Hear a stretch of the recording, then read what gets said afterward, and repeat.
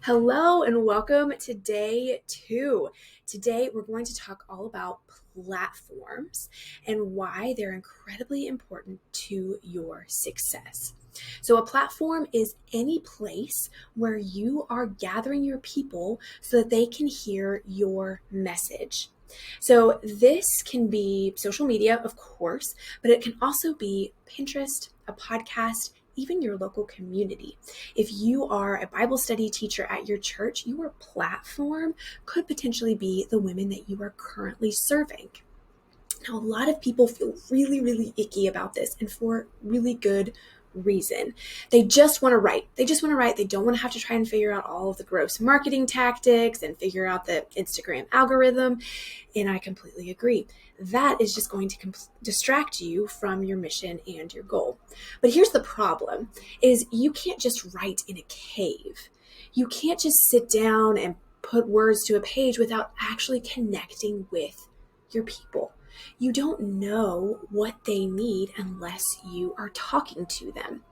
So this platform building is really just creating a space for people to talk to one another. It's you creating a community for people to express their concerns, their fears, and for you to help them go from being scared to being encouraged, from being challenged to feeling more confident.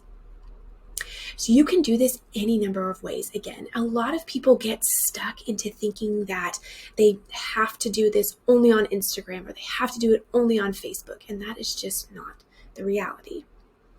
Now, what type of publishing you decide to go for, which we'll talk about tomorrow, may determine what social media platforms or way of promotion and marketing that you do. So generally, traditional publishers like to see 5 to 6 figures number of followers on your social media platforms.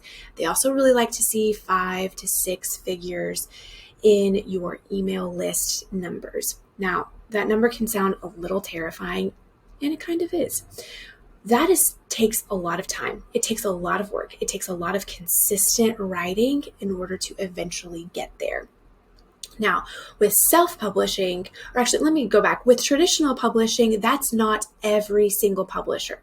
I have heard many publishers who are willing to publish an author with a lot smaller of a platform because they know how to market, they know how to engage well with their reader, and they have a unique angle on a topic that's not often discussed.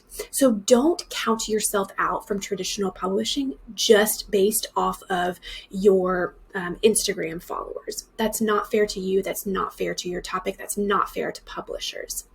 The reason why publishers want to see higher numbers is because they're a business. They want to have a return on their investment. And we'll, again, talk about that a whole lot more tomorrow.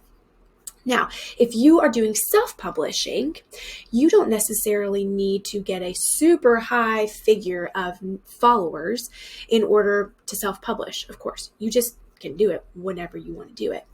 I still recommend building a platform though, because if you want to create an impact and if you want to sell and make an income off of your book, you have to have people to talk to.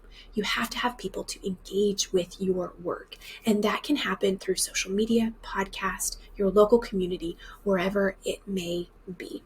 I've also found with a lot of writers, myself included, that writing improves when you engage with your audience because you know the language that they're using and the problems that they're facing. And so you can connect and relate to them in a whole new way. So for today, your homework is to decide a marketing platform that you want to stick with. And I mean like stick with for the next 3 to 6 months. Don't just try it for a few weeks and bail. You got to really commit to that platform, whether it's podcasting, Instagram, really just digging into your local community, whatever it may be. And then spend a lot of time investing. Grow that platform, and not necessarily in numbers, but in depth.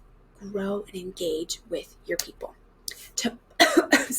Tomorrow for day 3, we're going to be choosing which publishing platform or area to go. Do you want to do traditional publishing or do you want to do self-publishing? We'll talk pros and cons and what you need to know in order to make a good decision.